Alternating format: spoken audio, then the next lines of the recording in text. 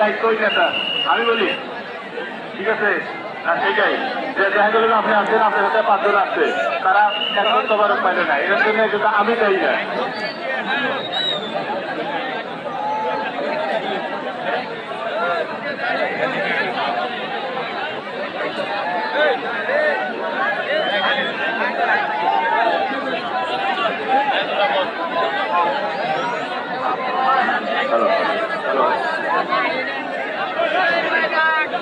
সম্মানিত আমন্ত্রিত অতিথিবৃন্দ, আপনারা যারা তবারক পেয়েছেন তারা অনুগ্রহ পূর্বক আমাদের বাসটা একটু খালি করে দেন।